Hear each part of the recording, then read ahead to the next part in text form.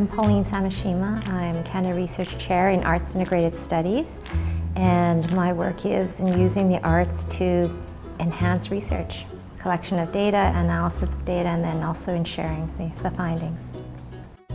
So I was a classroom teacher for many years, almost 2 decades, and I wanted to become a principal and make some changes in my school or in my school district.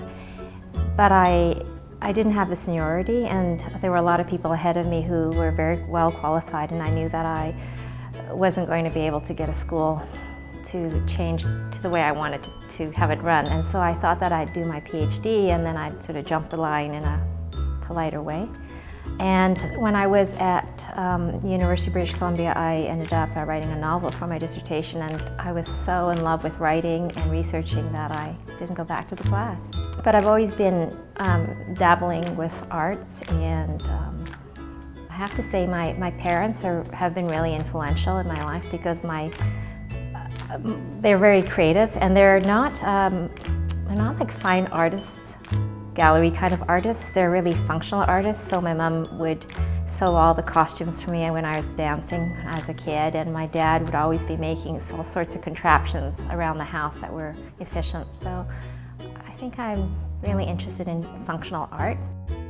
So the Women in Math study or project started in 2006. When I first was hired at Washington State University, I was contacted by Roxanne Vandermaas, who was putting together a team of researchers. So she's from the nursing department, and she pulled together somebody from fine arts, theater, music, English, and education, where I was.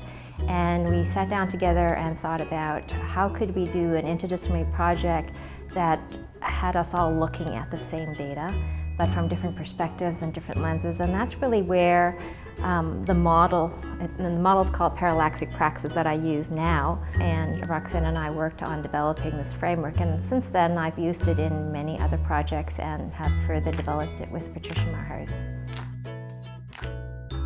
Parallax is an astronomy term, and it means it's really talking about the concept where if you're looking at something from one position, you'll see it in a particular way, but if you look at it from another angle, you'll see a different aspect of it. So the idea is that if you are looking at data or a content or something, and you look at it from all different angles, then you talk about it, you could actually create a wholesomeness about what is actually there. We tend to think that what we see is what everybody else is seeing. I suppose there might be misconceptions about what arts integrated research is, and that some people might not believe that it's credible or it's valid research. And I suppose what the key here is what are you trying to find out? If you're looking at an experience or trying to explain or interpret experience, there isn't really one answer. So using the arts allows for a bit of ambiguity because the way we encode and decode understanding is variable. So it's perfect for doing particular kinds of research. We need to have different ways of seeing the world and coming to understand the world. One of my super mentors, his name is Carl Lego, he said, what's so perfect is having a library full of different books. And if we just had one kind of book, what a horrible library it would be. I think I'm really interested in the functional aesthetic of art, in that when I think about reading articles as a researcher, I read a lot of articles and there's a lot of data. So there's a great volume of information. And usually when you read an article, at the end of it, you maybe remember 2 or 3 sort of main takeaway points. But really what you remember is an essence of the piece, something that has that you've managed to grasp, and it's usually not something tangible. Maybe it's a word or a point. And I think what we're trying to do with the art pieces is how do you take that essence and instill it into some other mode in order to recreate that essence. So if we can collect different ways of creating these essences and build that network, then wouldn't we have a better understanding that is self-created?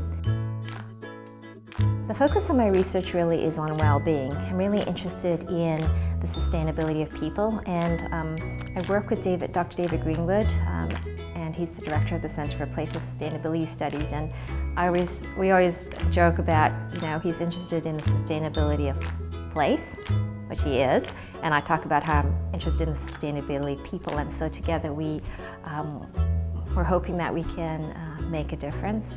Our very exciting project that's coming up this year is that we're interested in creating a labyrinth at Lakehead on the Thunder Bay campus, and create a labyrinth that we can actually walk through and slow down and create a space of well-being. People tend to be really busy, always going from one point to another, and finding a place or creating a space that would allow for some time to reflect would be really helpful. I think in all my projects I'm really trying to express the experience of something in a different way, so that we might find connection with people that we think we don't have connection with. I think we're all connected, and it's easy.